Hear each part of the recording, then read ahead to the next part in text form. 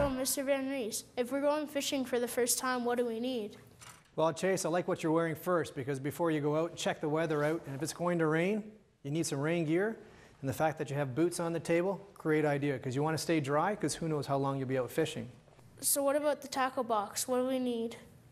Well, you know, there are some basic things that everyone should have in their tackle box, and everything's here on the table. So why don't we just take a look at each one, and we'll talk about each of them. We're going to be optimistic that you're going to catch some fish. Now, you can also release your fish, but if you want to keep your fish, a very simple nylon stringer works perfectly just to keep the fish in the water, keep them alive, and it can be as simple as this one here.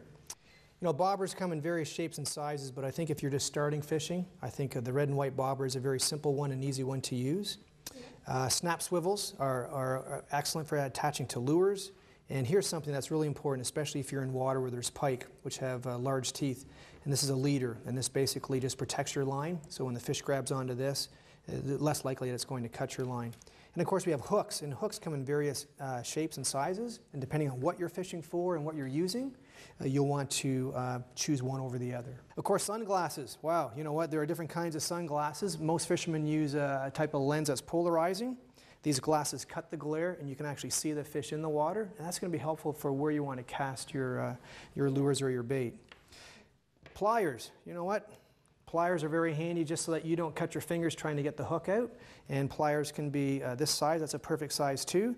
Let's talk about lures. Boy, here in Dufferin and Peel area, we have some great streams for trout fishing. Yeah. So one fantastic lure is this, what we call an inline spinner, and here's some other examples right here. These work fantastic in the streams around Orangeville. If you go to Island Lake, then you'll want to use perhaps something a little bit larger. So you can use spoons, like this Daredevil there, or you can use some body baits here. And you can get some fat ones, you can get some thin ones, and they float, they sink. Boy, there's lots of different kinds, but even just to have one or two of those is pretty handy. And then of course, if you don't want to use real bait, you can use artificial bait. And a lot of companies make different kinds and different shapes. So we call these the walleye grubs. These are just long worms, and these are little tiny micros. These are called the little wigglers, and they work really well too. They're scented. Let's talk about fishing line for a minute. You know what? I've never really used braided line, but I know that this braided line's out there.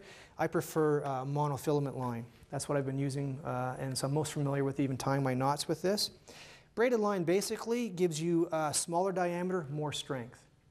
All right, but they make some great monofilaments that are quite thin and hard for the fish to see. So I think, you know, one or the other, this has always been my preference. And of course, we can't forget split shot. And there's different kinds of split shot that you can buy in the store. And so this one is a lead split shot. And of course, we're trying to move away from lead. So a good product out there is called bismuth. It's a little shinier, it's a little harder, so usually you have to clamp it closed using your pliers, but for the environment, a bismuth is much safer because lead is a heavy metal, and of course it's not good for the environment. Yeah. What else do we have here? Oh, hey, I guess we always want to find out how big that fish is. Sometimes where we fish, there's limits in terms of how big we can keep fish, so to have a little tape measure will tell you whether or not that fish should be put back in the water or whether that's a fish that you can keep. And of course, this is another optional one too. Sometimes when you want to tell your friends how big that fish was, instead of guessing, you can use a weigh scale. And so a weigh scale comes in very handy. I see that you have a net on the table, and you know what? For some fish, using a net is probably the safest way to bring it to the boat, get the hook out. You can release it, or you can hang on to it. The cheapest way of fishing is with a worm. Hey guys, where did you get the worms from? We got them from a vending machine. Fantastic. You know, when I buy worms, one of the first things I do is I take the lid off and I just make sure that there's a good smell, because if they don't smell well, they've been around too long and I don't really want to use them. Listen, there's several ways that you can hook a worm on, and I'm going to show you first one method. This is called a bait holder hook. Now this is quite a large one, so depending on what kind of fish you're going for, you'll want a different size hook. But I think we can demonstrate quite easily this way. Sometimes I also cut the worm in half. Now you can use a knife to do that, or sometimes you can just use your finger. And what we're going to do is we're going to thread the worm right up the hook. Now of course, sometimes it gets a little messy while we're doing that. And what we want to do is we want to hide that hook. We don't want fish to see that hook. And so then I thread it right up through the hook, and then I take just part of that end and I just loop it over, And that way if a fish pulls here, it's not going to pull the worm right off the hook. Now I'm all set to go fishing. Of course, look at my hands. Aren't they a mess? Yeah. One of the things you should always have in your tackle box or somewhere with you is a towel. All right? Otherwise, whoever does the laundry at home, they won't thank you when you come back from fishing with all this soil on your clothes.